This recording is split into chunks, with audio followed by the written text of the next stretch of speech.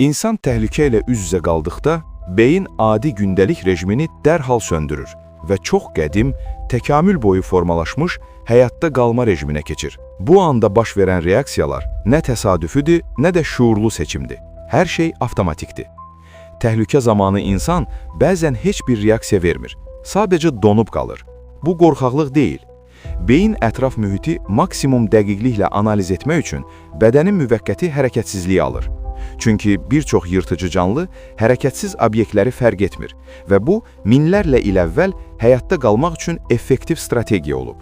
Eyni anda beyində adrenalin və endorfin kimi maddələr sürətlə ifraz olunur. Bu maddələr ağrı siqnallarını müvəqqəti bloklayır.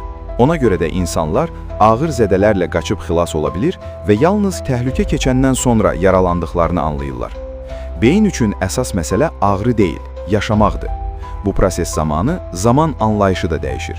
İnsanlar təhlükəli anlarda hər şeyin yavaşladığını deyirlər. Əslində zaman dəyişmir.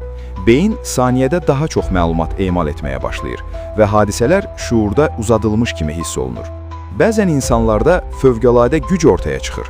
Normal halda beyin əzələlərin tam gücünü istifadə etməyə icazə vermir. Çünki bu bədən üçün təhlükəlidir. Amma ölüm riski olduqda bu kilit açılır. İnsan normalda qaldıra bilməyəcəyi ağırlığı qaldıra, qapını sındıra, qalxa bilməyəcəyi hasara qalxa bilər. Bunun ardınca isə ciddi yorğunluq və tükənmə gəlir. Çünki bədən ehtiyatlarını bir anda xərcləyib. Təhlükə zamanı görmə daralır, eşitmə zəifləyir. Bu problemdir kimi görünə bilər, amma əslində beynin filtr mexanizmidir. Lazımsız informasiyalar kəsilir ki, diqqət yalnız təhlükənin üzərində cəmlənsin. Nəfəs də avtomatik olaraq dərinləşir və sürətlənir. İnsan bunu idarə etmir. Beyin özü oksigeni artırır ki, əzələlər və düşünmə maksimum səviyyədə işləsin. Xüsusilə uşaqlar və yaxınlar təhlükədə olduqda fərqli bir instinkt işə düşür. İnsan öz həyatını riskə ata bilir. Bu davranış fərdi yox, nəsli qorumağa yönəlib və təkamül baxımından çox güclü proqramdır. Maraqlısı oldu ki, təhlükə anında insan qorxu hiss etmir. Qorxu hadisə bitdikdən sonra gəlir. Bu beynin təhlükə keçdi siqnalıdır. Belə anlarda sosial rollar, utancaqlıq, status anlayışı tamamilə silinir.